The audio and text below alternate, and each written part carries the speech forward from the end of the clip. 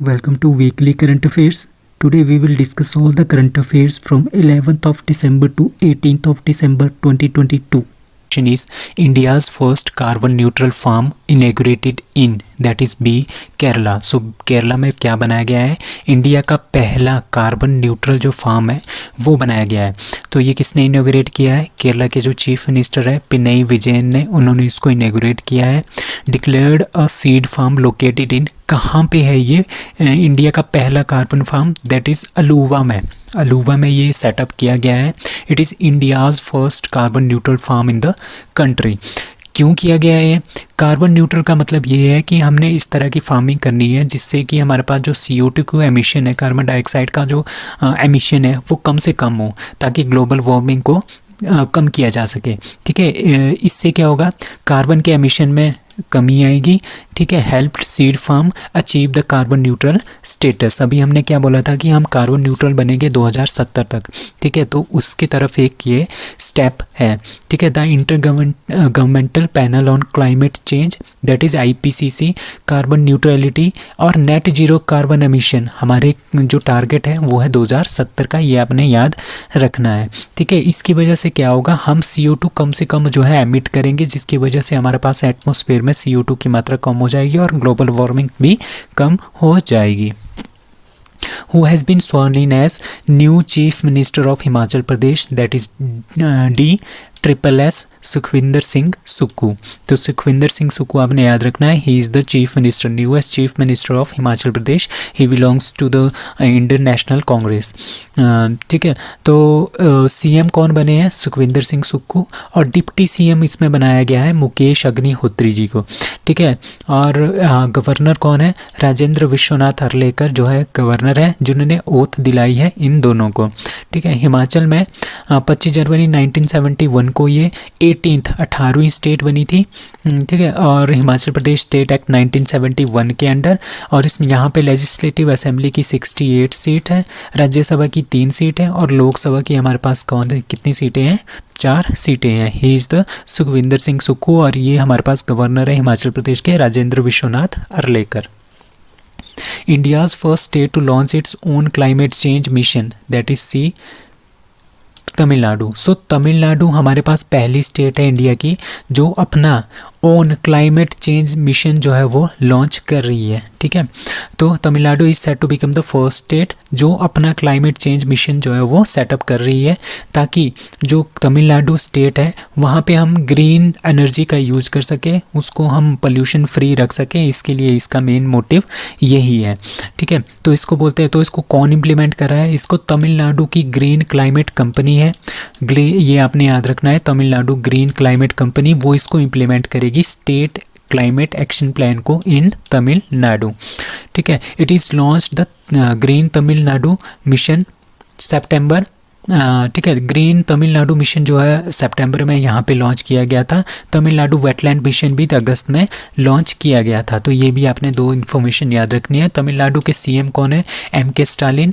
ठीक है, और उन्होंने ये बोला है कि हम जो कार्बन न्यूट्रलिटी है, मतलब कि कार्बन एमिशन को ज़ीरो कर देंगे. कब? हमारा जो नेशन का टारगेट है वो 2070 का है, बट 2070 से तमिलनाडु जो है इसको अचीव कर लेगा. इसका मिशन क्या है? इसका मतलब क्या है क्लाइमेट चेंज मिशन का? इसका भी वही मतलब है कि हमने क्या करना है, ग्रीन हाउस गैसेस जो होती हैं जिसकी वजह से ग्लोबल वार्मिंग होती है, जिसकी वजह से हमारा जो इन्वायरमेंट है, हमारे जो बारिश वगैरह है या कभी होती ही नहीं है, होती है तो बहुत ही ज़्यादा होती है, तो उसको कंट्रोल करने के लिए, ठीक है, उसको एक मीडियम वैल्यू पे ले आने के लिए हम ये वाला क्लाइमेट चेंज मिशन जो है वो लॉन्च किया है. किसने? तमिलनाडु ने.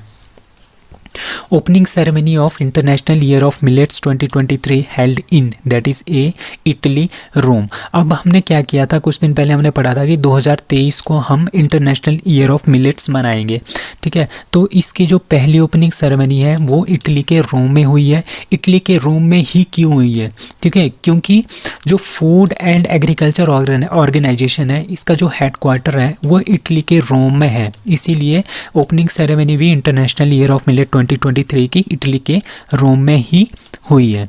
ठीक है। It was mention that millets क्या होते हैं, जैसे ज्वार होता है, बाजरा होता है, रागी होता है, इनको हम प्रॉपरली मिलेट्स बोलते हैं। इसके अंदर क्या हो जाते हैं, इसके अंदर न्यूट्रिशंस बहुत ज़्यादा होते हैं, वाइटामिन्स और जो प्रोटीन्स वगैरह होते हैं ना इसमें बहुत ज़्यादा होते हैं। इसकी वजह से क्या हो जाते हैं, इसमें बहुत ज़्यादा न्यूट्रिएंट्स भी आ जाते हैं, ठीक है। और ये काफ़ी अच्छे हेल्थ के लिए भी होते हैं, ठीक है। और ये कंज्यूमर के लिए भी अच्छे होते हैं क्योंकि अच्छी इनकम देते हैं। कल्टीवेटर जो बीजते हैं उनके लिए अच्छी इनकम देते हैं, कंज्यूमर जो खाते हैं उनके लिए प्रोटीन और न्यूट्रिशन बहुत ज़्यादा होते हैं।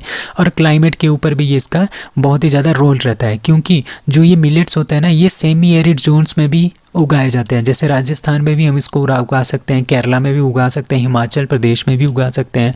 तो ये इनको बहुत ही कम पानी चाहिए होता है इरिगेशन के लिए, तो ये काफ़ी इंपॉर्टेंट हो जाते हैं हमारे एग्रीकल्चर के बेस पे भी। So there is the need of the diversity in our land and our dining tables, ठीक है। Rising awareness to create millet mindfulness is an important part of this movement. मतलब कि हमने ज़्यादा से ज़्यादा लोगों को अवेयर करना है, देशों को अवेयर करना है कि मिलेट्स का ज़्यादा से ज़्यादा जो है प्रोडक्शन हो, ताकि हमारे जो बच्चे हैं, आगे जो लोग हैं, उनको अच्छी तरह से न्यूट्रिएंट्स जो है मिले।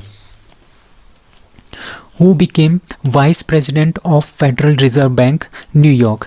जो फेडरल रिजर्व बैंक न्यूयॉर्क है, यहाँ का सबसे पहला जो वाइस प्रेसिडेंट है वो बनी है इंडियन सुष्मिता शुक्ला, ठीक है। इनको बनाया गया है, तभी ये काफ़ी इंपॉर्टेंट हो जाता है क्योंकि शी इज़ एन इंडियन, ठीक है। तो फर्स्ट वाइस प्रेसिडेंट बनी है federal reserve bank of New York की। The board of director of federal reserve bank New York has appointed Sushmita Shukla as their first, ठीक है, पहली वाइस प्रेसिडेंट है और चीफ ऑपरेटिंग ऑफिसर भी है ये। और ये कब से स्टार्ट होगी, कब से बनेगी, मार्च 2023 से अपना काम स्टार्ट करेगी।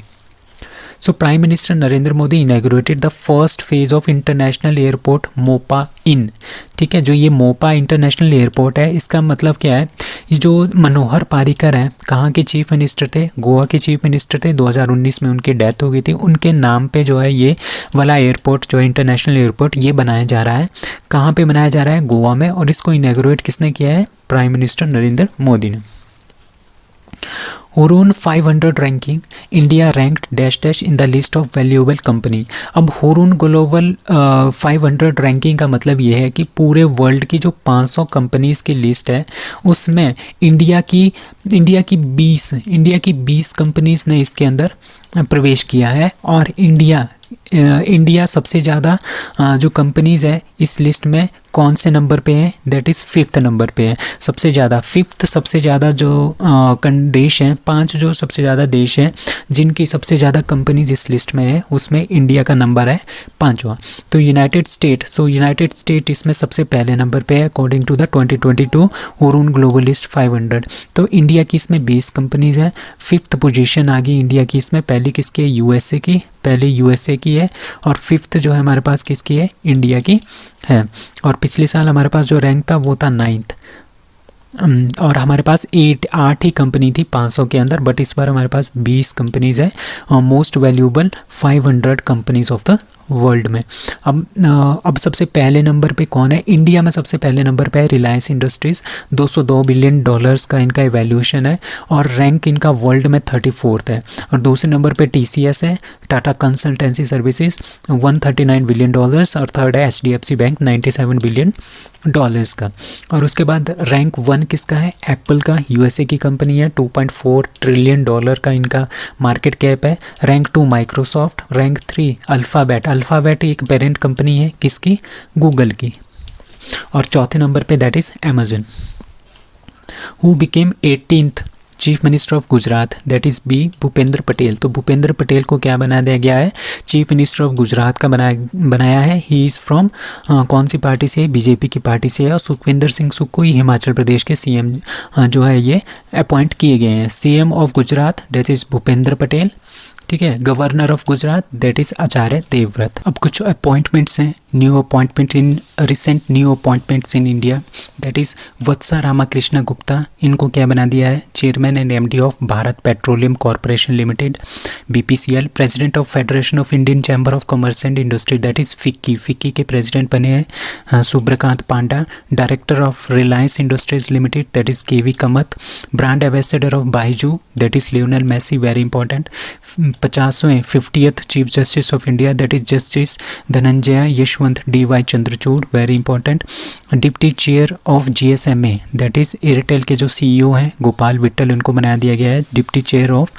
GSMA, CEO Prasar Bharati Gaurav Dwivedi, president of board of control of cricket in India BCCI, that is Roger Binny, election commissioner of India 2 हैं, अरुण गोयल एंड अनूप चंद्र पांडे, और चीफ इलेक्शन कमीशन कौन है, that is Rajiv Kumar, CEO of Khadi village industries commission KVIC, that is Vineet Kumar, chairman of all India council for technical education AICT, that is TG Sitharaman, first women president of Indian Olympic association, that is PT Usha, new MD and CEO of Bombay stock exchange BSE, that is सुंदर Ramamurthy, and Director General of Central Reserve Police Force CRPF, that is Sujoy Lal Thayson, new Chief of Defence Staff, that is Lieutenant General Anil Chauhan, very important, new Attorney General of India Senior Advocate R Venkataramanni, very important, and President of Hockey India, that is Dilip Turkey.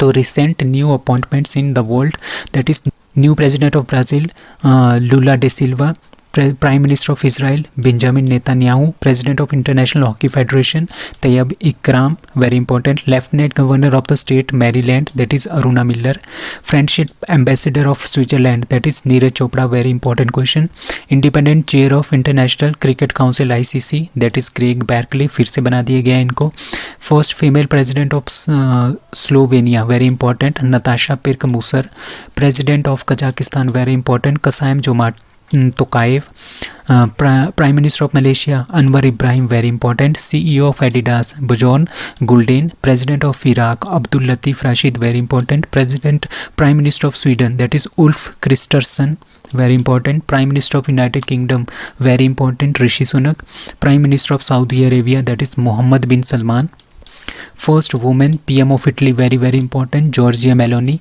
President of Angola João Lourenço, re-elected, next United Nations High Commissioner for Human Rights, very important, that is Volker Turk. The question is, PM Modi flagged off 6th Vande Bharat train on, that is Nagpur Bilaspur route, so Nagpur Bilaspur route पे PM Modi ने flagged of की है 6th Vande Bharat train, ठीक है, आज तक total 6 जो है वंदे भारत ट्रेन वो ऑपरेशनल हो गई है, ठीक है, prime minister Narendra Modi has flagged of India's 6th Vande Bharat express train between Bilaspur कहाँ पे है, छत्तीसगढ़ में, एंड नागपुर, दैट इज़ इन महाराष्ट्र, और इसी के साथ जो महाराष्ट्र में है सेकंड वंदे भारत ट्रेन जो है वहाँ पे जो फ्लैग्ड ऑफ हो गई है, ठीक है, पहली कहाँ पे है, मुंबई से अहमदाबाद वंदे भारत एक्सप्रेस ट्रेन, और दूसरी कौन सी है, बिलासपुर से नागपुर महाराष्ट्र वंदे भारत ट्रेन, और इसी के साथ उन्होंने नागपुर मेट्रो का फेज़ 1 को उसका इनॉग्रेशन किया था, और फाउंडेशन स्टोन जो है नागपुर मेट्रो फेज़ 2 का खापरी मेट्रो स्टेशन में उन्होंने रखा था।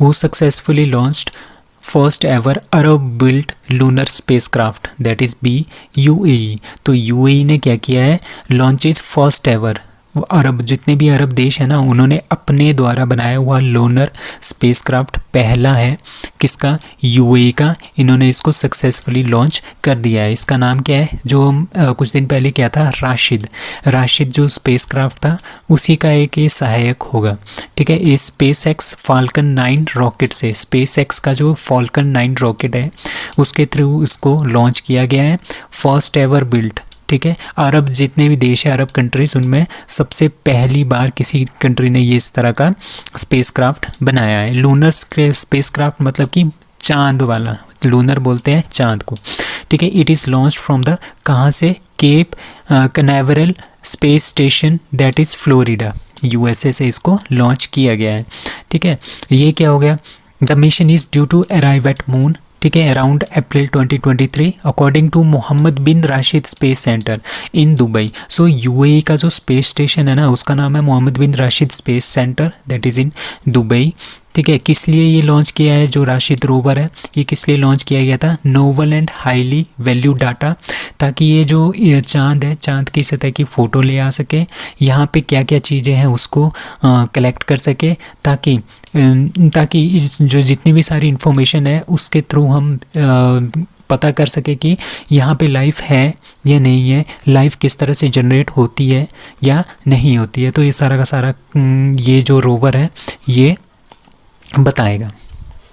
India and China troops clash along LAC line of actual control in which region of Arunachal Pradesh, that is a Tawang. So Tawang region, जो ये वाला रीजन है ना ये तवांग रीजन है, ठीक है, नियर यांगसे के पास जो है ये तवांग रीजन है। ये जो लाल वाली लाइन है ये है LAC line of actual control between India and China.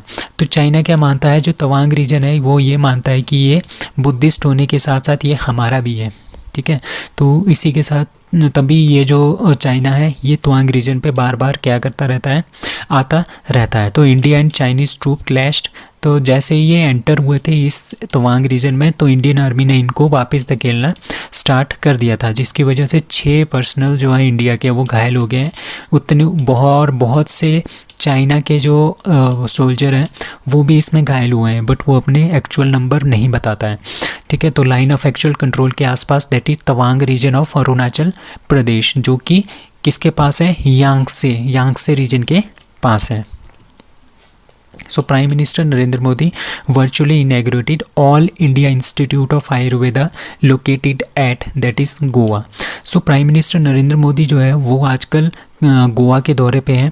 उन्होंने 9th world Ayurveda congress and आरोग्य जो एक्सपो है कहाँ पे हो रहा है, गोवा के पणजी में हो रहा है, ठीक है। पणजी की गोवा की कैपिटल है पणजी, तो वहाँ पे ये हो रहा है। तो वहीं से इन्होंने क्या कर दिया है, Goa based all India institute of Ayurveda इसको इनॉग्रेट किया।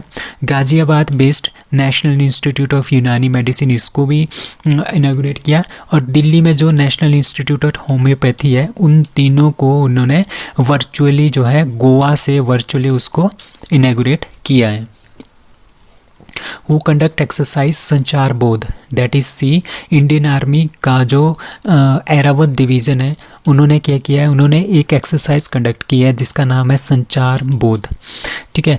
क्यों किया है, जो पंजाब वाला एरिया है ना वो काफ़ी डिफ़िकल्ट है वॉर के लिहाज से, तो वहाँ पे किस तरह से इंडियन आर्मी, अगर वॉर होता है तो इंडियन आर्मी किस तरह से अपने दुश्मनों से निपटेगी, तो इसके लिए ये एक्स संचार बोध जो है वो एक्सरसाइज कंडक्ट की गई है। इस एक्सरसाइज के अंदर हमने जो कम्युनिकेशन है, जो आर्मीज़ के पर्सनल्स हैं उनके बीच में हमने किस तरह से कम्युनिकेशन करना है अगर वॉर होता है, ठीक है, किस तरह से हमने वहाँ पे बहुत ही ज़्यादा डिफ़िकल्ट कंडीशंस के होते हुए भी हमने वहाँ पे वॉर को जीतना है, तो उसके बारे में सारी की सारी जो है एक्सरसाइज कंडक्ट की गई, दैट इज़ संचार बोध। अब चीफ आर्मी के staff that is general Manoj Pande ji हैं। अब इंडियन आर्मी का हेडक्वार्टर न्यू दिल्ली में है। इंडियन आर्मी जो फाउंड हुआ था वो 1 अप्रैल 1895 में बनी थी। So which country prints first bank notes with womens signature, ठीक है। USA के जो नोट्स है ना, आज पहली बार USA के जो बैंक नोट्स है उसमें किसी फीमेल के जो है सिग्नेचर हुए हैं, तो इसका आंसर है दैट इज़ USA। तो करेंसी नोट्स, उन्होंने एक नई करेंसी नोट जारी की है $1 के और $5 के, उनमें जो साइन हुए हैं वो साइन हुए हैं सेक्रेटरी ऑफ ट्रेजर के, American finance minister that is Janet Yellen and Lynn Malerba. अब ये दोनों कौन है, जो लिन मालरेबा है ये अमेरिकन है, ठीक है, और मोहेगन ट्राइब से, आपने ध्यान रखना है मोहेगन ट्राइब से है, और ये ट्रेजर्स हैं United state with in the department of treasury United state government के अंडर। और जो जेनेट येलन है ये former chairman of United state central bank और फेडरल रिजर्व ऑफ न्यूयॉर्क की ये हेड है। तो इसी की वजह से इन दोनों के सिग्नेचर जो है जो नोट्स है $1 के और $5 के नोट्स हैं इनके ऊपर आ गए हैं। तो ऐसा करने वाली ये पहली फीमेल्स बन गई हैं USA की जिनके साइन जो है वो किसी बैंक नोट के ऊपर है। 20th edition of International Mountain Film Festival is going to celebrating, that is a Kathmandu Nepal. सो काठमांडू नेपाल में इंटरनेशनल माउंटेन फिल्म फेस्टिवल जो है वो ऑर्गेनाइज किया जा रहा है. ठीक है, अब कुछ और फिल्म फेस्टिवल्स हैं एशिया के, like international film festival of India जो अभी कुछ दिन पहले गोवा में हुआ था. ठीक है, बुसन इंटरनेशनल फिल्म फेस्टिवल, ये साउथ कोरिया का है, अपने नाम याद रखना है. ये first ever international film festival है कोरिया का. Hong Kong international film festival Hong Kong के अंदर होता है. शंघाई इंटरनेशनल फिल्म फेस्टिवल ये चाइना के अंदर होता है. अभी हम फोकस करेंगे international mountain film festival. International mountain film festival, तो माउंटेन सबसे ज़्यादा कहाँ पे है? नेपाल में है. तो काठमांडू नेपाल में ही ये ऑर्गेनाइज किया जा रहा है. Dash dash is among 29 new threatened species in India. IUCN, that is अभी IUCN ने क्या किया है, एक रेड बुक जारी की है जिसके अकॉर्डिंगली ये पता किया जाता है कि कितनी स्पीशीज़ हमारे पास जो है वो थ्रेटेंड है, जो कि डेंजर के अंदर है, विलुप्त होने की स्थिति में है. तो 29 ऐसी स्पीशीज़ है जो विलुप्त होने के कगार पे है इंडिया में. उसमें से वाइट चिक्ड डांसिंग फ्रॉग है, अंडमान स्मूथ हाउंड शार्क है, येलो हिमालयन फर्टिलरी है. ठीक है, ये तीनों इसका आंसर है डी. तो येलो हिमालयन फर्टिलरी ये कहाँ पे पाई जाती है? हिमालयास में पाई जाती है. हिमाचल प्रदेश, सिक्किम, उत्तराखंड, लद्दाख, कश्मीर, तो यहाँ पे ये पाया जाता है. और वाइट चिक डांसिंग फ्रॉग जो ये है ये कर्नाटका में पाया जा रहा है. ये किसकी वजह से विलुप्त हो रहा है? क्योंकि बहुत सारा हमारे पास क्या हो रहा है, पोल्यूशन हो रहा है, इसकी वजह से विलुप्त हो रहा है. अभी जो ये मछली है, ये मछली कहाँ की है? इलीगल फिशिंग होती है, पोल्यूशन होता है, क्लाइमेट चेंज होता है, जिसकी वजह से जो ये वाली मछली है अंडमान स्मूथ हाउंड शार्क, ये भी क्या हो रही है? विलुप्त होने के कगार पे आ गई है. तो आपने ध्यान रखना है 29 डिफरेंट स्पीशीज़ जो है IUCN ने वो थ्रेटेंड स्पीशीज़ घोषित की है इंडिया के लिए. Himalayan medical plants which enter IUCN red list are, that is all of the above. ये तीनों के तीनों जो हिमालयन प्लांट्स हैं, मेडिकल प्लांट्स, ये तीनों के तीनों जो है IUCN की रेड लिस्ट में आ गए हैं. वो कौन कौन से हैं? मेजिट्रोपिस पेलिटा, इसका नाम बोलते हैं हम पटवा. ठीक है, दूसरा होता है फर्टिलेरिया सिरहोसा, इसको बोलते हैं हिमालयन फर्टिलरी. ठीक है, उसके बाद बोलते हैं डेक्टोलेरिहिजा हेटागिरिया. ठीक है, इसको बोलते हैं हम सलाम पांजा. ये जो तीनों के तीनों जो फ्लावर्स होते हैं ये मेडिसिन प्लांट्स हैं. ठीक है, ये मेडिसिन प्लांट है, मेडिसिन बनाने में इनका काफ़ी ज़्यादा यूज़ होता है और ये हिमालय में मिलते हैं. ठीक है, इन तीनों को IUCN की रेड लिस्ट में जो है वो एंटर कर दिया गया है. ठीक है, जो मेजिट्रोपिस पेलिटा है वो क्रिटिकली एंडेंजर्ड है, मतलब कि बहुत ही कम संख्या में जो ये पाए जाते हैं आजकल. ठीक है, दूसरे आते हैं फ्रिटिलोरा सिरहोसा, ये वनरेबल कैटेगरी में है, मतलब कि कुछ टाइम बाद जो है इनकी जो पॉपुलेशन है, इनकी जो ग्रोथ है वो बहुत ही कम हो गई है. ठीक है, डिक्टोलोहिरिजा एंड हेक्टागिरिया ये एंडेंजर्ड स्थिति में आ गया है. ठीक है, तो ये तीनों के तीनों प्लांट्स आपने याद रखने हैं. ये तीनों के तीनों प्लांट्स जो है हिमालयन प्लांट्स हैं और ये मेडिकल प्लांट्स हैं. ठीक है, ये क्वेश्चन भी आ सकता है कि आपको एक ऑप्शन आ गया, उसके बाद बोल सकते हैं कि ये कौन सा प्लांट है, मेडिकल प्लांट है या कुछ और प्लांट है. ठीक है, तो आप इसको मेडिकल प्लांट में ले सकते हो. So which country passes legislation banning cigarettes for future generation? ठीक है, एक कंट्री है उसका नाम है न्यूजीलैंड. उन्होंने एक लॉ बनाया है, उन्होंने बैन कर दिया है जितने भी सिगरेट्स हैं और सिगरेट से बनी हुई जो भी टोबैको प्रोडक्ट्स हैं उनको बैन कर दिया है. मतलब कि वहाँ पे कोई भी सिगरेट अब नहीं मिलेगी. किन को नहीं मिलेगी? जो लड़के 2008 के बाद जो है वो पैदा हुए हैं उनको वो कभी भी जो है वो सिगरेट और टोबैको के प्रोडक्ट्स जो है वो नहीं खरीद सकते. ठीक है, पूरी लाइफ में वो नहीं खरीद सकते. ठीक है, और इस तरह से क्या हो जाएगा, इस तरह से टोबैको फ्री जो है, एक तरह से टोबैको का जो कंजप्शन है वो न्यूजीलैंड में बहुत ही कम हो जाएगा. और 2050 तक फॉर एग्जांपल हम लेते हैं कि 2050 में क्या होगा, 40 साल का कोई लड़का होगा, यंग नौजवान होगा. ठीक है, वो जो है वो सिगरेट नहीं खरीद पाएगा उस टाइम पे. ठीक है, तो 2008 के बाद जितने भी लोग पैदा हुए हैं वो उनको टोबैको और सिगरेट प्रोडक्ट्स जो है वो बैन कर दिए गए हैं खरीदने से. अब कुछ और क्वेश्चन है. एन क्लाइसेल्वी CSIR की न्यू डायरेक्टर जनरल बनी है, ये फर्स्ट फीमेल डायरेक्टर जनरल है CSIR की। Uday Umesh Lalit UU Lalit 49 CGI of India. अभी कौन बने हैं? DY Chandrachud 50th CGI of India. Jagdeep Dhankhar 14th vice president of India. Only 2 vice president हैं जो कि री इलेक्ट हुए हैं, उनका नाम है सर्वपल्ली राधाकृष्णन और Hamid Ansari ji. Sunil Chhetri male all India football federation best player of the year. ठीक है। मनीषा कल्याण फीमेल में all India football federation best player of the year. Santosh trophy 2022 Kerala ने जीती है। फीफा वर्ल्ड कप 2022 कतर में हो रहा है। फीफा वर्ल्ड कप 2026 का कहाँ होगा? नॉर्थ अमेरिका, मैक्सिको, USA और कनाडा में होगा। India global forum is being organised in that is UAE। तो UAE में क्या हो रहा है? इंडिया का ग्लोबल फोरम जो है वो UAE में मनाया जा रहा है और ऑर्गेनाइज़ किया जा रहा है।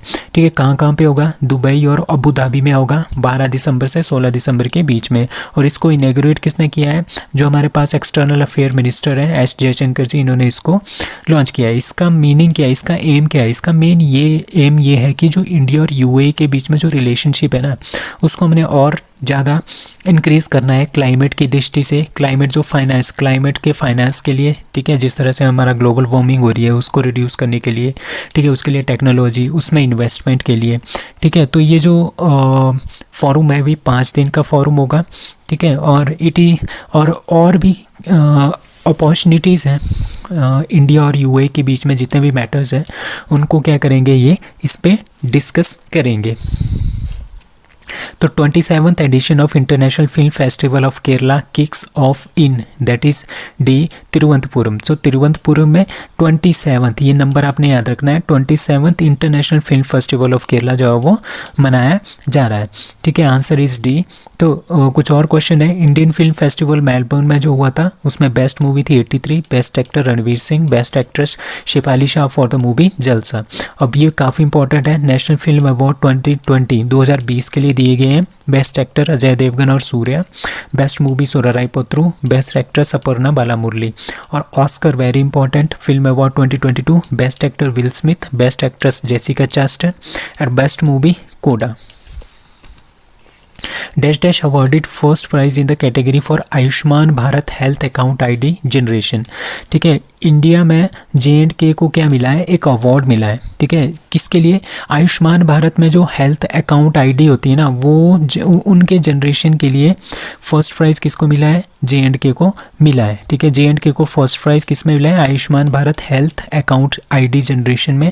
और सेकंड प्राइज़ इनको मिला है टेली कंसल्टेशन के लिए, conducting to the celebration of universal health coverage day 2022। अब J&K के लेफ्टिनेंट गवर्नर एंड एडमिनिस्ट्रेटर कौन है? Manoj Sinha. Very important question. अब कुछ और क्वेश्चन है। Nora Al Matrooshi first female astronaut of UAE, very important. The first gulf country to establish relationship with Israel, that is UAE। First Arab nation to start Mars mission, UAE। Abraham accord between UAE और Israel के बीच में हुआ था और किसने करवाया था? USA ने इसको करवाया था। World's first paperless government, that is UAE। Samriddhi and Bongosagar exercise किसके किसके बीच में होती है? इंडिया और बांग्लादेश के बीच में। Pulitzer award for reporting Fahmida Bangladesh के उनको मिला है।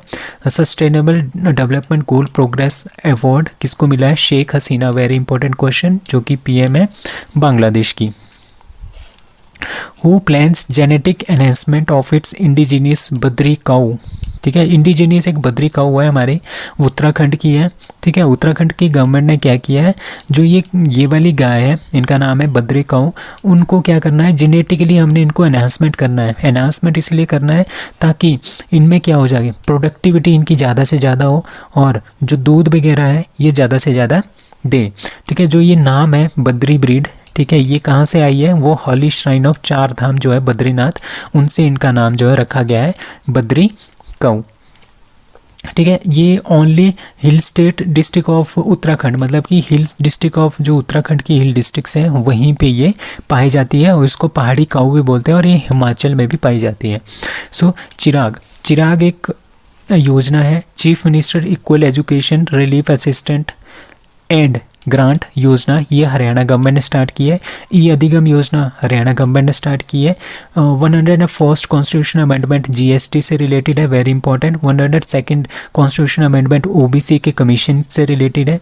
103rd constitution amendment 10% Kota EWS के लिए है, वो 103rd कॉन्स्टिट्यूशन अमेंडमेंट में आता है। 104th constitution amendment SC ST को जो है 10 साल तक जो रिजर्वेशन है वो 10 साल तक एक्सटेंड किया गया है, और एंग्लो इंडियन कोटा जो है ख़त्म किया गया है। ये काफ़ी इंपॉर्टेंट क्वेश्चन है। First ever festival for person with disabilities purple fest is to be organised at that is C Goa. So एक पर्पल फेस्ट है जिसमें कि जो ये फेस्ट है ये किसके लिए आयोजित किया गया है, जो पर्सन विद डिसेबिलिटीज़ के साथ हैं, लाइक दो दिव्यांग पीपल है उनके लिए ये फेस्टिवल है। ये पहला फर्स्ट एवर फेस्टिवल है फॉर दिव्यांग पीपल। क्या नाम है? Purple fest. ये पणजी गोवा में स्टार्ट होगा 6 से 8 जनवरी 2023 में। ये 3 दिन का फेस्टिवल होगा। इसमें क्या होगा, इसमें हमने क्या करना है कि जितने भी हमारे पास दिव्यांग पीपल हैं पूरे इंडिया में, उनको हमने टुगेदर अपने साथ लाना है और उनको सपोर्ट करना है, ठीक है। और ये कौन होस्ट कर रहा है? Goa state commission for person with disability और director of social welfare and entertainment society of Goa, ये इसको ऑर्गेनाइज कर रही है। When is the UNICEF Day is observed every year? That is B 11th of December. So 11th of December को हम UNICEF day मनाते हैं, ठीक है। यूनिसेफ डे का मतलब होता है United nation international children emergency fund, मतलब कि जो चिल्ड्रंस हैं उनके डेवलपमेंट के लिए हम एक एमरजेंसी फंड जो है वो तैयार किया गया है। क्यों तैयार किया गया है? क्योंकि वर्ल्ड वॉर 2 के बाद क्या हुआ था, बहुत ही ज़्यादा पॉपुलेशन कम हो गई थी। अब हम ये नहीं चाहते थे कि ज़्यादा से ज़्यादा बच्चे मरे, बच्चे भी काफ़ी ज़्यादा उस टाइम सफ़र हो रहे थे, तो उनके लिए ह्यूमैनिटेरियन एड के लिए, ताकि चिल्ड्रन अच्छे से ग्रो कर सके फ्यूचर में, उसके लिए जो है यूनिसेफ डे मनाया जाता है। और यूनिसेफ जो एक ऑर्गेनाइजेशन है वो बनाई गई थी ताकि हम जितने भी चिल्ड्रन हैं उनकी वेलफेयर के लिए, पूरे वर्ल्ड में जितने चिल्ड्रन हैं उनकी वेलफेयर के लिए हम काम कर सकें, ठीक है। अभी कुछ और क्वेश्चन है। फॉरेस्ट रिपोर्ट 2022 आई थी इंडिया की, उसमें मोस्ट फॉरेस्ट कवर जो है वो मध्य प्रदेश में है, most percentage of forest that is Mizoram में, most increase in the forest that is Andhra Pradesh, और least coverage forest coverage and percentage of forest that is in Haryana. Question is, which state forest department launched project Vanikaran that is A Kerala. So Kerala सरकार ने क्या किया है? केरला सरकार ने एक project launch किया है, उसका नाम है वनीकरण। वनीकरण मतलब कि फॉरेस्ट को उन्होंने ज़्यादा से ज़्यादा बढ़ावा देना है, ठीक है। फॉरेस्ट डिपार्टमेंट ऑफ केरला ने ये स्टार्ट किया है, ठीक है। कहाँ के?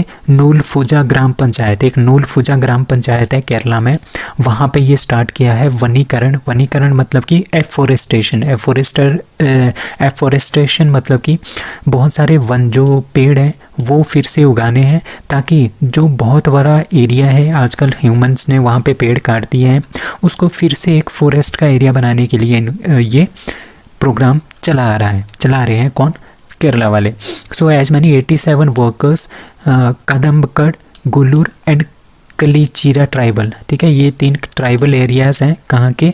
केरला के। उन्होंने 3000 बम्बू बांस के पेड़ उन्होंने उगा दिए हैं, 1000 फ्रूट प्लांट उन्होंने उगा दिए हैं। कितने एरिया में? 3.5 हेक्टेयर में ये उगाया गया है। अब केरला की कैपिटल क्या है? तिरुवनंतपुरम। और केरला के चीफ मिनिस्टर पिनाराई विजयन और केरला के governor Arif Mohammad Khan. So which forest department launch project Vanikaran? That is Kerala. Who names dash dash as new chief scientist? That is a sir Jeremy Farrar. So sir Jeremy फरार जो है उनको WHO का न्यू चीफ साइंटिस्ट जो है घोषित किया गया है। WHO का मतलब होता है वर्ल्ड हेल्थ ऑर्गेनाइजेशन। इसके जो डायरेक्टर जनरल है वो है डॉक्टर टेड्रोस। इसका जो हेडक्वार्टर है ये जिनेवा स्विट्जरलैंड में। इसका जो फाउंडेशन रखा गया था वो रखा गया था 7 अप्रैल 1948 को। चीफ साइंटिस्ट कौन है? सर जेरेमी फरार। और चीफ नर्सिंग ऑफिसर किसको बनाया है? डॉक्टर ALA ट्यूपोलोटू, ठीक है। इनको बना दिया गया है chief nursing officer. ISRO successfully conducted a joint hypersonic vehicle trial along with that is see the headquarters integrated defence staff के साथ मिलके इसरो ने क्या किया है, जॉइंट हाइपरसोनिक व्हीकल जो इन्होंने लॉन्च किया है। ठीक है, जॉइंट हाइपरसोनिक व्हीकल का मतलब होता है, हाइपरसोनिक का मतलब होता है कि जितनी स्पीड होती है ना, जितनी 5 मैक से ज़्यादा जो स्पीड वाली चीज़ होती है, ठीक है, व्हीकल होती है, वो इससे ज़्यादा स्पीड से मूव करती है। मैक का मतलब होता है, जो मैक होता है 1 मैक होता है ना, वो होता है स्पीड ऑफ साउंड। जितनी स्पीड साउंड की होती है उतनी ज़्यादा स्पीड होती है, उसको बोलते हैं मैक, 1 मैक। अब 5 मैक है, मतलब कि साउंड की गति से 5 गुना ज़्यादा स्पीड से जो है वो हाइपरसोनिक व्हीकल जो है मूव करेगी। उसका जो ट्रायल है ISRO and the headquarters integrated defence staff, इन दोनों ने मिलके किया है। ठीक है, तो India has also developing and indigenous dual capable hypersonic cruise missile. ठीक है, तो हाइपरसोनिक क्रूज मिसाइल्स भी जो है इंडिया उसके ऊपर भी काम कर रहा है। Hypersonic technology demonstrated vehicle programme भी इंडिया स्टार्ट कर रहा है। ठीक है, व्हाट इज़ हाइपरसोनिक व्हीकल? अब पता है कि ये हाइपरसोनिक व्हीकल है क्या। ये हाइपरसोनिक व्हीकल क्या होता है, एक एरोप्लेन की तरह होता है। ठीक है, एयरप्लेन भी हो सकता है, ये मिसाइल भी हो सकती है, स्पेस क्राफ्ट भी हो सकता है, जो कि कितनी स्पीड से मूव करेगा, 5 गुना ज़्यादा स्पीड से than the speed of sound, मतलब कि जितनी स्पीड ऑफ साउंड है उससे 5 गुना ज़्यादा तेज़ी से ये मूव करेगा। ठीक है, चाइना के पास भी इस तरह की टेक्नोलॉजी है, इंडिया के पास भी है, रशिया के पास भी है और यूनाइटेड स्टेट के पास भी है। तो ये 4 ही कंट्री है जिनके पास ये वाली टेक्नोलॉजी आजकल है। So after China, which country make fake sun in lab to reveal a scientific breakthrough amid fusion energy? ठीक है, दैट इज़ डी USA। तो सबसे पहले जो फेक सन बनाया था वो बनाया था चाइना ने। अब दूसरे नंबर पे कौन आ गया, USA। तो USA ने भी एक सक्सेसफुल ट्रायल कर दिया है। ठीक है, उन्होंने भी एक फेक सन जो है वो बनाना स्टार्ट कर दिया गया है। किस प्रिंसिपल के बेस पे, दैट इज़ फ्यूज़न के बेस पे। फ्यूज़न क्या होता है, 2 हाइड्रोजन एटम जब एक दूसरे के साथ मिलके बनाते हैं वो बनाते हैं हीलियम एटम। ठीक है, इसी तरह का रिएक्शन क्या होता है, इसी तरह का रिएक्शन आपके कहाँ पे होता है, सूरज में भी होता है। ठीक है, 2 हाइड्रोजन के एटम आपस में मिलके हीलियम बनाते हैं, कुछ एक एनर्जी जो है वो एमिट होती है। ठीक है, उस एनर्जी को क्या बोलते हैं, फ्यूजन एनर्जी। ठीक है, मतलब कि 2 एटम के कम्बिनेशन पे जो एनर्जी निकलती है उसको बोलते हैं न्यूक्लियर फ्यूजन और न्यूक्लियर फीजन। फीजन क्या होता है, जैसे एक बड़ा एटम है, इसको जब हम ब्रेक करेंगे, ठीक है, ब्रेक करेंगे तो इसमें 2 एटम हो जाएंगे, साथ में एनर्जी रिलीज होगी, उसको बोलते हैं न्यूक्लियर फीजन। और जो कम्बिनेशन ऑफ बोथ बन जाता है, ठीक है, और एनर्जी निकलती है उसको बोलते हैं न्यूक्लियर फ्यूजन रिएक्शन। तो इस तरह का न्यूक्लियर फ्यूजन रिएक्शन का ये दूसरा, ठीक है, चाइना ने सबसे पहले बनाया फेक सन, दूसरा कौन बना रहा है, that is USA। So USA की एक लैब है, लॉरेंस लाइव मोरे नेशनल लेबोरेटरी, जो कैलिफोर्निया में है। उन्होंने जो ये साइंटिफिक जो एक्सपेरिमेंट है वो सक्सेसफुल किया है। विच कंट्री आई स्पेस, ठीक है, कौन सी कंट्री का आई स्पेस है जिन्होंने वर्ल्ड का पहला प्राइवेट मून लैंडर जो है वो सक्सेसफुली लॉन्च किया है, that is Japan. So Japan की कंपनी है आई स्पेस। ठीक है, आई स्पेस है। इन्होंने क्या किया है, इन्होंने ये पहली सक्सेसफुल जो प्राइवेट कंपनी है वो बन गई है जिन्होंने मून में अपना क्या भेजा है, एक लैंडर जो है, इस तरह का लैंडर जो है वो भेजा है, ताकि मून पे बहुत सारी क्या कर सके, रिसर्च वगैरह कर सके। ठीक है, आई स्पेस क्या है, ये प्राइवेट फॉर्म है, प्राइवेटली ऑर्गेनाइजेशन है, कहाँ पे, टोक्यो जापान में, और ये नासा के साथ काम कर रहा है। और इसका मेन एम ये है कि 2040 तक इन्होंने नासा के साथ मिलके मून में अपनी एक एजेंसी खोल ली है, अपना एक सेटल स्टेशन जो है वो मून में खोलना है। ठीक है, और ये केप कैनावेरल फ्लोरिडा से ये इसने उड़ान भरी थी। किस रॉकेट में, SpaceX Falcon 9 रॉकेट में ये भेजा गया था to moon. India signed the joint declaration of intent of migration and mobility of which country, that is B, Finland। So India और फिनलैंड ने एक MOU साइन किया है, जॉइंट डिक्लेरेशन साइन किया है, किसके related? Migration and mobility. Migration मतलब कि यहाँ से लोग जाएंगे फिनलैंड, फिनलैंड से लोग आएंगे यहाँ पे, और मोबिलिटी मतलब कि जो घूमने जाते हैं या फिर एजुकेशन से रिलेटेड थोड़े टाइम के लिए जाते हैं, तो उस तरह के जो लोग हैं उनको कुछ फैसिलिटीज़ प्रोवाइड करने के लिए इन्होंने ये डिक्लेरेशन साइन किया है। ठीक है, इंडिया एंड फिनलैंड ने ये साइन किया है, याद रखना है ये वाला। ठीक है, ऑन माइग्रेशन एंड मोबिलिटी के ऊपर इन्होंने ये डिक्लेरेशन साइन किया है। इसमें क्या होगा? इसमें स्टूडेंट्स हो गए, एकेडमिक रिसर्चर, बिजनेस होंगे, प्रोफेशनल लोग होंगे, उनकी मोबिलिटी। मोबिलिटी क्या होती है? मूवमेंट, मतलब कि फिनलैंड से इंडिया जा सकते हैं ईजिली और इंडिया से फिनलैंड जा सकते हैं ईजिली, मतलब कि कोई डिफ़िकल्टीज वहाँ पे नहीं होगी। तो इस तरह का जो फ्रेमवर्क है वो कौन स्टार्ट कर रहा है? India and Finland. और इस तरह से इंडिया और फिनलैंड क्या करेगा? एक दूसरे के साथ ये अच्छे से दोस्त रहेंगे एंड शेयर, और अपने आइडिया, बहुत सारे आइडियाज़ हैं डेमोक्रेसी से रिलेटेड, फ्रीडम से रिलेटेड, रूल से रिलेटेड एंड ह्यूमन राइट्स से रिलेटेड, इसके बारे में भी इसमें बहुत सारी बातें होंगी। So gamocha gets GI tag got by which state? That is B, Assam. So Assam का एक गामोचा है, ठीक है, एक तरह का ये इस तरह का कपड़ा होता है जिसमें जो कि असम का है, ठीक है, उसको GI टैग जो है इंडिया ने दे दिया गया है। ठीक है, इंडिया की गवर्नमेंट ने इसको GI टैग दिया है। ये 5 साल पहले इसके लिए एप्लीकेशन डाली गई थी और 5 साल बाद इसको GI टैग मिला है, दैट इज़ गामोचा। ठीक है, ये cultural and identity of Assam है। ठीक है, गामोचा क्या होता है? ये हाथ से बनाया जाता है। ठीक है, हाथ से बनाया जाता है, ये कॉटन का पीस होता है, एक कपड़े की तरह होता है। इसमें रेड बॉर्डर्स, लाल कलर के जो ये होते हैं ना, ये बॉर्डर होते हैं इसमें। ठीक है, और ये जिस तरह के बहुत सारे फंक्शंस वगैरह होते हैं ना, वहाँ पे जो चीफ गेस्ट वगैरह आते हैं उनको ये दिया जाता है। ठीक है, जिस तरह से आप हिमाचल जाते हो तो वहाँ पे कुल्लू की टोपी भी दी जाती है, कांगड़ा की पेंटिंग दी जाती है, एक तरह का वहाँ का क्या है, एक सिंबल है। तो इसी तरह का ये आसाम का सिंबल है, क्या है? असमीज गामोचा। इसको GI टैग किसको मिला है? असम स्टेट को।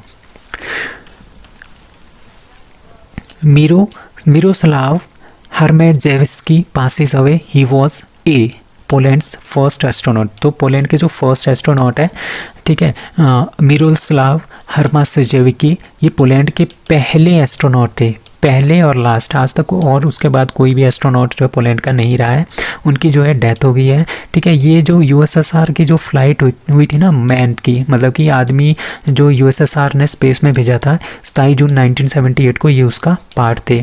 ठीक है, 126 टाइम्स ये जो है पूरे ग्लोब में घूमे हुए हैं एंड ये 89th ह्यूमन है जो कि आउटर स्पेस में गए थे। So, who became the third cricketer in the history to score 10,000 runs and 50 wickets in the Test cricket? मतलब कि कौन से ऐसे क्रिकेट प्लेयर हैं जिन्होंने 10,000 रन भी बनाए हैं प्लस उन्होंने 50 विकेट्स भी टेस्ट क्रिकेट में ली है? वो है जो रूट। तो पाकिस्तान के साथ इनकी क्या हो रही है? सीरीज़ हो रही है, टेस्ट सीरीज़ हो रही है, उसमें इन्होंने ये कारनामा करके दिखाया है। सबसे पहले जो प्लेयर है वो है जैक कैलिस, साउथ अफ्रीका के हैं, और दूसरे नंबर पे स्टीव वॉ, वो जो है ऑस्ट्रेलियन कैप्टन थे। ठीक है, उन्होंने क्या किया है? उन्होंने 10,000 रन बनाए हैं और 50 विकेट से ज़्यादा इन्होंने विकेट ली है इन द टेस्ट फॉर्मेट। ठीक है, जो वो है उनके 10,927 रन है और 92 विकेट्स हैं। जो जैक्स कैलिस है उनके 13,290 रन है और 292 विकेट्स हैं। तो ये थर्ड प्लेयर बन गए हैं जिन्होंने 10,000 रन भी कंप्लीट किया और 50 से ज़्यादा विकेट्स भी लिए हैं। अभी ये न्यूज़ है दैट इज जॉस बटलर को ICC male player of the month November 2022 का चुना गया है, और सिड्रा अमीन जो कि पाकिस्तान की है, she got the female player of the month award for November 2022. Is joint military exercise 6th edition of Kazint 2022 started between India and which country? That is A, Kazakhstan. So काजिंत का मतलब है KA आपने ये रहा याद रखना है, KAZ that is Kazakhstan. ठीक है, first 3 letter of Kazakhstan and IND मतलब इंडिया। तो इस तरह से आप याद रख सकते हो। काजिन 2022 इंडिया एंड कजाकिस्तान के बीच में मिलिट्री एक्सरसाइज है जो कि स्टार्ट हो रही है कहाँ पे? उमरोई मेघालय में ये स्टार्ट हो रही है। ठीक है, तो कजाकिस्तान की capital that is Astana, Kazakhstan की करेंसी कजाकिस्तानी टेंगे, और कजाकिस्तान के जो प्रेसिडेंट है उनका नाम है कसीम जोमार्ट तोकाएव। ठीक है, और इनकी जो कैपिटल का नाम था पहले, सबसे पहले अस्थाना ही नाम था, फिर कुछ टाइम बाद इनका जो फर्स्ट प्रेसिडेंट है, ठीक है, जब सेकंड प्रेसिडेंट 2019-2020 में कसेम जोमा टोको बने थे, उन्होंने पहले प्रेसिडेंट को वो देने के लिए, रिस्पेक्ट देने के लिए यहाँ पे इसका नाम रखा था अस्थाना का, वो रखा था नूर सुल्तान, ठीक है, उसका नाम था नूर सुल्तान प्रेसिडेंट का, तो उन्होंने कैपिटल का नाम भी नूर सुल्तान रखा था। अभी 2022 में क्या हुआ, उन्होंने ये नाम फिर से अस्थाना रख दिया है। सो इंडिया उज्बेकिस्तान के बीच में कौन सी एक्सरसाइज होती है, उसका नाम है एक्स डस्टलिक, ठीक है। इंडिया और किर्गिस्तान के बीच में क्या कौन सी होती है, खंजर एक्सरसाइज। इंडिया और ओमान के बीच में ईस्टर्न ब्रिज 4 2022 में हुई थी। So 8th international science festival 2022 to be held in that is C Bhopal Madhya Pradesh. So Bhopal Madhya Pradesh में इंडिया इंटरनेशनल साइंस फेस्टिवल जो है वो होने वाला है, वो इसका 8th एडिशन होगा, ठीक है। अभी अभी क्या पता है कि जो G20 प्रेसिडेंसी है इंडिया को मिली है, उसके बाद ये सबसे पहला और सबसे बड़ा इंटरनेशनल साइंस फेस्टिवल 2022 जो है वो इंडिया में हो रहा है। कहाँ पे, भोपाल में। इसमें क्या होगा, इसमें ये होगा कि जितने भी इंडिया के स्टूडेंट्स हैं, इनोवेटर्स हैं, साइंटिस्ट हैं, क्राफ्ट्समैन हैं, फार्मर है, ठीक है, और टेक्नोक्रेट्स हैं, ठीक है, जो कि इंडिया में है या फिर अब्रॉड में है, उनकी जितनी भी इन्वेंशंस हैं, उनके जितने भी अचीवमेंट्स हैं, उसके बारे में ये सारा का सारा फेस्टिवल बताएगा। So which state and UT has proposed to launch a unique alphanumeric identification number for all families? So that is C, Jammu and Kashmir. So Jammu and Kashmir जो यूटी है, उन्होंने एक प्रपोजल लॉन्च किया है, ठीक है। उसके अकॉर्डिंगली क्या होगा, जितनी भी फैमिलीज़ हैं, ठीक है, कहाँ की, जम्मू कश्मीर की, उनको एक अल्फ़ा नुमेरिक, ठीक है, अल्फ़ा का नुमेरिक का मतलब होता है कि इसमें ए से लेके जेड तक वो अल्फ़ाबेट्स होंगे और न्यूमेरिक्स भी होंगे, जैसे 1 2 3, ठीक है, उनको इसका मिक्सचर होगा और उसी के मिक्सचर के आधार पे इनको एक आईडी दी जाएगी, ठीक है। इस फैमिली को एक आईडी, इस फैमिली को एक आईडी, ठीक है, एक और फैमिली होगी उसको अलग से आईडी, उसमें इनका पूरा बायोडाटा होगा, कितनी इनकम है, कितना कौन सी कैटेगरी से है, ठीक है, ताकि क्या हो जाए, जितनी भी जम्मू और कश्मीर में जितनी भी स्कीम्स लागू होती हैं वो डायरेक्टली इनको लागू की जा सके और इनमें कोई भी किसी भी तरह का भ्रष्टाचार ना हो। सो इसी के लिए इनको अल्फ़ान्यूमेरिक आइडेंटिफिकेशन नंबर जो है वो बांटा जा रहा है जम्मू कश्मीर की हर एक फैमिली को। और ये जानकारी किसने दी है, जम्मू कश्मीर के जो लेफ्टिनेंट गवर्नर हैं, कौन है, मनोज सिन्हा जी, इन्होंने इसको दिया है। So, which state recently passed a bill to remove governor as a chancellor of state university? That is a Kerala.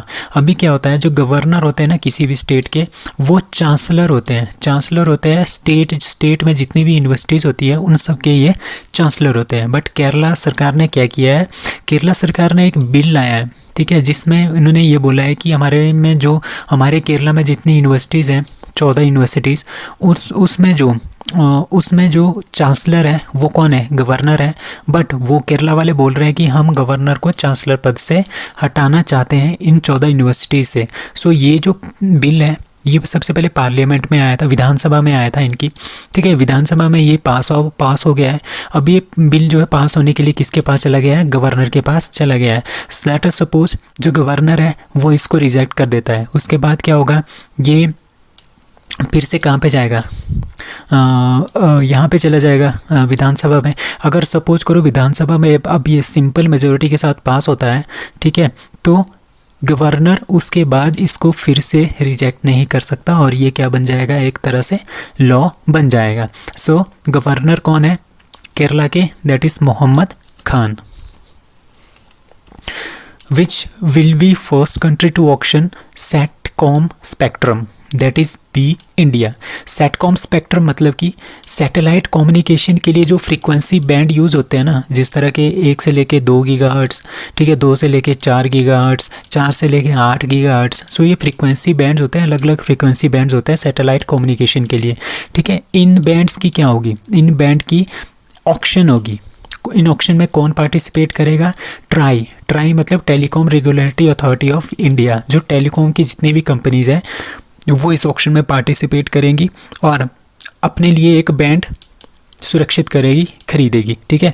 तो इस तरह का पहला ऑक्शन हो रहा है पूरे वर्ल्ड में कि सैटेलाइट कम्युनिकेशन का जो स्पेक्ट्रम है वो बिक रहा है। तो कहाँ पे बिक रहा है, इंडिया में बिक रहा है। क्यों बिक रहा है? ताकि जो telecom regulatory authority of India के अंडर जितनी भी टेलीकॉम कंपनीज हैं इंडिया में, वो अपने कम्युनिकेशन को, मतलब कि जो सैटेलाइट कम्युनिकेशन है, सैटेलाइट्स के थ्रू जो कम्युनिकेशन है उसको अच्छे से इम्प्लीमेंट कर सके इंडिया में। सो सैटेलाइट कम्युनिकेशन इस तरह का होता है, ठीक है। सबसे पहले क्या होता है, अर्थ में ये एक ट्रांसमीटर होता है, यहाँ से सिग्नल चला जाएगा आपके सैटेलाइट्स को, ठीक है। अब सपोज़ कर लो अर्थ इंडिया में ये इतने सारे डिशेज एंटीना है, रिसीवर्स हैं, तो यहाँ से सिग्नल आ जाएगा इन सभी एंटीनास के पास। तो इस तरह से क्या होगा, अगर सैटेलाइट कम्युनिकेशन होता है ना, इसमें खर्चा बहुत ज़्यादा आता है, बट इसमें क्या होता है, सिग्नल हर एक जगह पे हम इसको पहुंचा सकते हैं। जिस तरह से होता है ना कि बहुत ऊंचे ऊंचे इलाके होते हैं, जम्मू कश्मीर, लेह लद्दाख, बहुत हाईएस्ट पॉइंट होते हैं, या फिर बहुत ही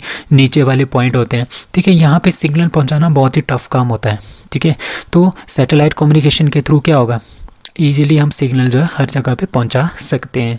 सो ट्राई तो India is the first country to auction satcom, satellite communication spectrum.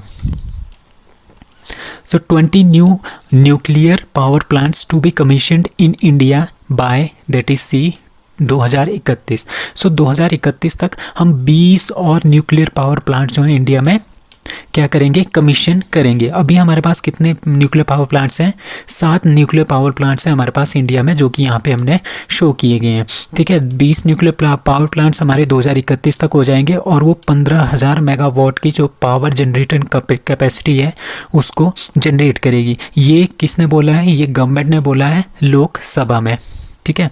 उसमें से 20 में से जो पहला पावर प्लांट है वो 700 मेगावाट यूनिट्स का is expected to commission in Gujarat के काकरापुर में, ठीक है। वहाँ पे पहले से ही 3 एटॉमिक पावर जो है जनरेटिंग यूनिट जो है वो काम कर रही है। अब हमारे पास जो 7 न्यूक्लियर पावर प्लांट्स हैं वो है लाइक नंबर 1, सबसे पहले आपने याद रखना है, सबसे नॉर्थ में है उत्तर प्रदेश में Narora atomic power station.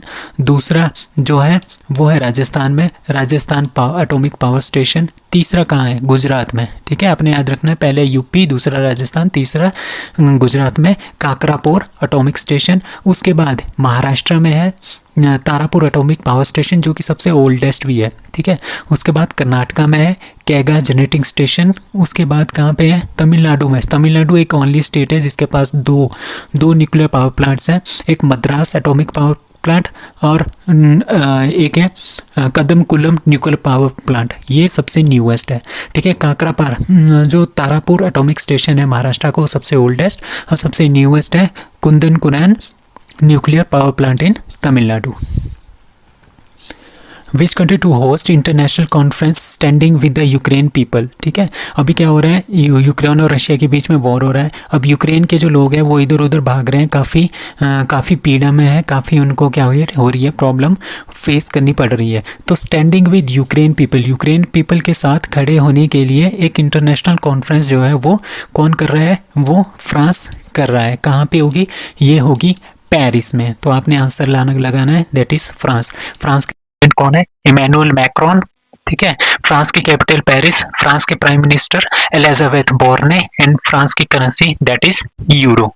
Who inaugurated statue of Mahakavi Subramanya Bharathiyar, ठीक है। एक महाकवि है, एक पोइट है, ठीक है। कहाँ के, तमिलनाडु के पोइट है सुब्रमण्यम भारतियार, ठीक है। इनकी जो मूर्ति है, उनका जो स्टैच्यू है वो बनाया गया है वाराणसी में। वाराणसी कहाँ पे है, उत्तर प्रदेश में, ठीक है। तो ये पोइट है, ठीक है। कहाँ के पोइट है, तमिलनाडु के पोइट है। सो तमिलनाडु के पोइट है, तो इसको इनॉग्रेट भी किसने किया है, तमिलनाडु के जो सीएम है MK स्टालिन, उन्होंने इसको ऑनलाइन, वर्चुअली ऑनलाइन जो है इसका इनॉग्रेशन किया है वीडियो कॉन्फ्रेंसिंग के थ्रू, ठीक है। महाकवि सुब्रमण्यम भारतियार जो थे वो तमिल के थे, तमिलनाडु के थे, पोइट थे, जर्नलिस्ट थे, इंडियन इंडिपेंडेंस एक्टिविस्ट थे, सोशल रिफॉर्मर भी थे, ठीक है। ही वॉज बेस्टोड, उनको जो एक टाइटल मिला था उसका नाम है भारती, तभी इसको भारतियार बोलते हैं, सुब्रमण्यम भारतियार, ठीक है। भारतियार इन्होंने क्या किया है, इन्होंने वुमेन की अगेंस्ट जो प्रॉब्लम्स होती हैं, ठीक है, बहुत सारे राइट्स होते थे, उसके अगेंस्ट ही खड़े हुए थे, चाइल्ड मैरिज के अगेंस्ट खड़े हुए थे, ठीक है। और कास्ट सिस्टम को भी इन्होंने क्या किया था, अपोज किया था। सो किसने इसको इनॉग्रेट किया है, वाराणसी में MK स्टालिन ने, और वीडियो कॉन्फ्रेंसिंग के थ्रू इसको लॉन्च किया गया था। is the Reserve Bank of India RBI has signed a currency swap agreement with which country's monetary authority। जो RBI है इंडिया का, रिजर्व बैंक ऑफ इंडिया, उन्होंने किस कंट्री के साथ करेंसी स्वैप एग्रीमेंट जो है वो लॉन्च किया है, दैट इज सी मालदीव्स। तो मालदीव्स और इंडिया क्या कर रहे हैं, करेंसी स्वैप एग्रीमेंट जो इन्होंने किया है, ठीक है। The Reserve bank of India has signed currency swap agreement with Maldives Monetary Authority that is MMA under SAARC currency swap framework. ये भी आपने याद रखना है, SAARC currency swap framework. This agreement will enable the MMA to make withdrawal in multiple tranches up to maximum कितने तक का withdrawal होगा इसमें, 200 मिलियन US$ का जो है वो RBI से विड्रॉल होगा, किसमें, MMA के अंदर हो सकता है। तो इस तरह के करेंसी स्वैप किस किस बीच हो रहा है, RBI के बीच में एंड इंडिया का जो और सॉरी जो मालदीव्स हैं उनके बीच में क्या हो रहा है, currency swap agreement. Which institution has approved $780 million loan to expand Chennai Metro Rail Network? That is B. Asian Development Bank। Asian Development Bank कितने पैसे दे रहा है, 780 मिलियन US$ जो है वो दे रहा है, किसके लिए, चेन्नई मेट्रो रेल नेटवर्क के लिए दे रहा है। अब वहाँ पे क्या होगा, वहाँ पे बहुत सारे कंस्ट्रक्शन होगी, 10.1 किलोमीटर की एलिवेटेड सेक्शन बनेगा, 9 और मेट्रो स्टेशन बनेंगे, 10 किलोमीटर अंडरग्राउंड सेक्शन बनेगा। तो ये सब कुछ किसके थ्रू होगा, एशियन डेवलपमेंट बैंक इसमें पैसे देगा, कितने, 780 मिलियन US$ जो है वो दे रहा है, किसके लिए, चेन्नई मेट्रो, चेन्नई की जो मेट्रो रेल है उसका नेटवर्क इम्प्रूव करने के लिए, वहाँ पे सुविधाएं प्रोवाइड करने के लिए, ठीक है। और वहाँ पे disaster and climate resilient and responsive to needs of the, जैसे बड़े बड़े लोग होते हैं, बुजुर्ग लोग होते हैं, उनके लिए, वुमेन के लिए, चिल्ड्रन के लिए, और डिफरेंटली एबल्ड जो होते हैं लोग होते हैं, ठीक है, उनके लिए भी काफ़ी अच्छी सुविधाएं जो वो देगा। कौन देगा, चेन्नई मेट्रो रेल को नेटवर्क। और पैसे कहाँ से आएंगे, एशियन डेवलपमेंट बैंक इसको देगा, 780 मिलियन US$। विस्टेट और UT is the host of 9th world Ayurveda congress and Arogya expo 2022 that is A Goa. So Goa क्या कर रहा है, 9th वर्ल्ड आयुर्वेदा कांग्रेस हो रही है और उसके साथ साथ आरोग्य एक्सपो भी हो रहा है 2022 का। कहाँ पे वो हो रहा है, दैट इज इन गोवा में हो रहा है, ठीक है। वर्ल्ड आयुर्वेदा कांग्रेस WAC इसका जो 9th एडिशन है वो गोवा में हो रहा है। एंड आरोग्य एक्सपो 2022 कहाँ पे हो रहा है, पणजी। पणजी कहाँ पे है, गोवा की कैपिटल है पणजी, वहाँ पे हो रहा है। क्यों हो रहा है, क्यों, टू शोकेस, हमने दिखाना है the efficiency of Ayush system in the medicine of the global level. मतलब कि जो पूरे वर्ल्ड में है, हम जो बीमारियां हैं उसको ठीक करना है आयुष के थ्रू, तो काफ़ी ज़्यादा लोग जो इससे ठीक हो रहे हैं, ये हमने इसकी एफिशिएंसी दिखाना है कि काफ़ी ज़्यादा लोग जो हमने इससे ठीक कर दिए हैं, ठीक है। इसका एम यही था। The 3rd edition of Ayushman comic book series, ठीक है, आयुष्मान कॉमिक बुक है वो भी लॉन्च हुई है, उसका 3rd एडिशन जो है वो लॉन्च हुआ है, कहाँ पे, गोवा में लॉन्च हुआ है। अभी अभी एक MOU भी साइन हुआ है, किसके बीच में, all India institute of Ayurveda, ठीक है, and Rosenberg European academy of Ayurveda Germany for advance studies in traditional Indian medicine and system. किसके लिए, जो मेडिसिन हैं, जो आयुर्वेदा है, ठीक है, जो आयुष मिनिस्ट्री है और जो आयुष की जो टेक्निक्स हैं उनको ज़्यादा से ज़्यादा पूरे के पूरे वर्ल्ड में हमने फैलाना है ताकि ज़्यादा से ज़्यादा लोगों को इसका लाभ हो सके। How many Khelo India centres to be opened across country by August 15, that is 1000। तो youth affairs and sports minister Anurag Thakur ji है, उन्होंने क्या बोला है, उन्होंने खेलो इंडिया के जो सेंटर्स हैं वो 15 अगस्त 2023 तक क्या कितने बनाने हैं, 1000 से ज़्यादा हम वो बनाएंगे। उन्होंने ये भी बोला है कि 1000 सेंटर हम बनाएंगे, उसमें से 733 सेंटर जो है वो ऑलरेडी सैंक्शन हो गए हैं डिफरेंट पार्ट ऑफ इंडिया में। सो 1000 is a correct answer. So India ranked dash dash in the world's strongest passport list 2022 according to Arton Capital।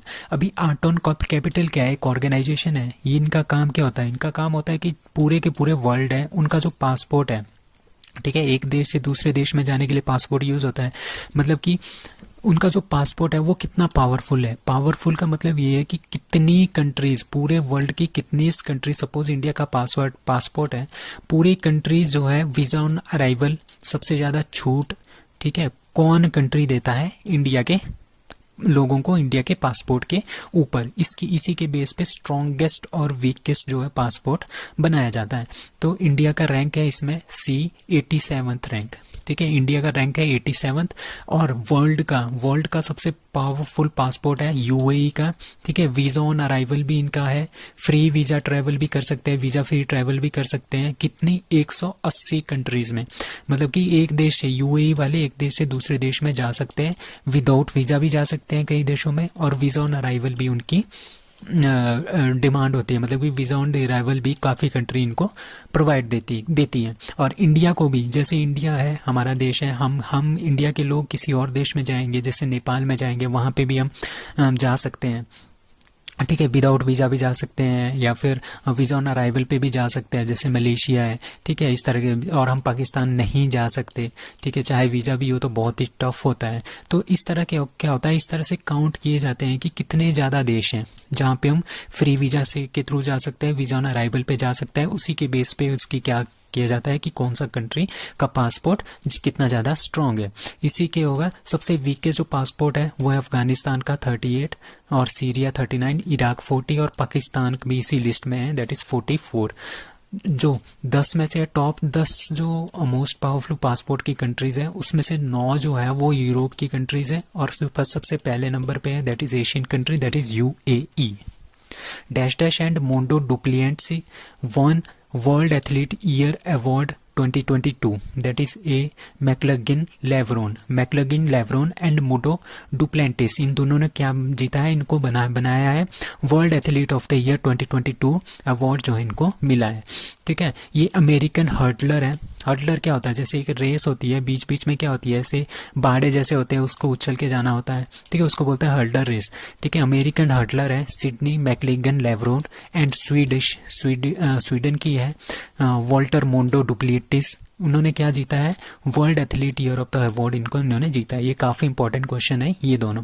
अब मैक्लिगन लेवरोन जो है, उन्होंने अभी क्या किया था, वर्ल्ड रिकॉर्ड तोड़ा था उन्होंने, वुमेन की 400 मीटर हर्डल जो रेस होती है, 2 बार इन्होंने इसको जीता है, ठीक है। While Duplantis sets 3 new world high this year, ठीक है। US born Swede Duplantis claim the award for the second time. जो ये स्वीडन की डुप्लिएंटिस है, इन्होंने ये दूसरी बार ये जो है ये अवार्ड जीता है लास्ट 3 ईयर्स में के अंदर, ठीक है। राइजिंग स्टार कौन कौन से हैं, राइजिंग स्टार है एड्रिना विलोगोस सर्बिया की, एंड अमेरिका की इरियोन नाइटोन, ठीक है। इन दोनों को क्या मिला है, rising star of the year award. How many Indian women are in the list of world 100 most powerful women, that is A6। अभी कुछ दिन पहले आई थी BBC 100 most influential women list, ठीक है। उसमें हमारे पास इंडिया की 4 ही फीमेल थी, ठीक है। कौन थी, प्रियंका चोपड़ा, गीतांजलि श्री, श्रीशा बंदला और स्नेहा जवाले, ठीक है। अब क्या है, अब आया है, ये था BBC की, ठीक है। और जो ये है, ये वाला है, ये है फोर्ब्स की है, इसमें है 6 इंडियन फीमेल्स। सबसे पहले पे कौन है, निर्मला सीतारमण, जिनका 36th पोजीशन है, और 2019 से 2022 तक लगातार फोर्थ टाइम इनको क्या बनाया, मोस्ट पावरफुल वुमेन की लिस्ट में टॉप 100 में इनका नाम आया है। तो ये काफ़ी इंपॉर्टेंट नाम है, निर्मला सीतारमण, ठीक है। SCL की चेयरपर्सन रोशनी नादन मल्होत्रा 53 रैंक है। Security and exchange board SEBI की जो चेयरपर्सन है माधवी पुरीबुच, उनका 54th रैंक है। स्टील अथॉरिटी ऑफ इंडिया की चेयरपर्सन सोमा मंडल, इनका रैंक है 67, और Biocon executive chairman Kiran Mazumdar Shaw, and Nykaa की जो फाउंडर है फाल्गुनी नायर, ये 6 की 6 इसमें शामिल है। अभी जो टॉप 100 है उसमें जो 100th नंबर है, 100वां नंबर जो है वो ईरान की जिना महासा अमीनी का है। ये नाम आपने काफ़ी याद रखना है, क्योंकि जब ईरान में क्या हुआ था, 2 महीने पहले क्या हुआ था, ईरान में जो बुर्का के ऊपर काफ़ी ज़्यादा क्या हो रहा है, प्रोटेस्ट हो रहा है ना, तो वहाँ पे जो लड़की थी उनका नाम है महासा अमीनी, वो जो है उसकी जो है डेथ हुई थी यहाँ पे, ठीक है, बुर्का के प्रोटेस्ट में। तो उसी के अकॉर्डिंगली, उसी के बेस पे क्या हुआ, जैसे इसकी डेथ हुई थी उसके बाद जो ये प्रोटेस्ट है ना, वो काफ़ी ज़्यादा पूरे के पूरे ईरान में फैल गया था। तभी इसको टॉप 100 में 100वां नंबर किसको मिला है, ईरान की जिना मासा अमीनी को 100वां नंबर दिया गया है। So which cricketer hits fastest ODI double 100 off 126 ball, that is C Ishan Kishan. So Ishan Kishan ने बांग्लादेश के खिलाफ क्या बनाया है, 200 रन बनाया है 126 बॉलों में। तो ये सबसे फास्टेस्ट डबल 100 है वनडे इंटरनेशनल्स में, ठीक है। अभी तक हमारे पास ओनली 7 ऐसे प्लेयर हैं जिन्होंने डबल 100 बनाया है। सबसे पहला जो प्लेयर थे वो थे सचिन तेंदुलकर, जिन्होंने 200 बनाए थे। उसके बाद रोहित शर्मा, वीरेंद्र सहवाग। रोहित शर्मा एकमात्र ऐसे खिलाड़ी है जिन्होंने 3 बार डबल सेंचुरीज बना दिया वनडे इंटरनेशनल्स में, ठीक है। उसके बाद क्रिस गेल, मार्टिन गप्टिल, फखर जमान, और अब कौन जुड़ गए हैं इसमें ईशान किशन भी जुड़ गए हैं। ये अभी 24 ईयर्स ओल्ड है। तो ये 7th प्लेयर बन गए हैं ओवरऑल, ठीक है। और इंडिया के 4th प्लेयर बन गए हैं जिन्होंने ODI में डबल सेंचुरीज मारी है। 51st मैत्री दिवस was celebrated between India and that is D Bangladesh. India और बांग्लादेश के बीच में मैत्री दिवस जो है मनाया जाता है, और ये 51st था, ठीक है।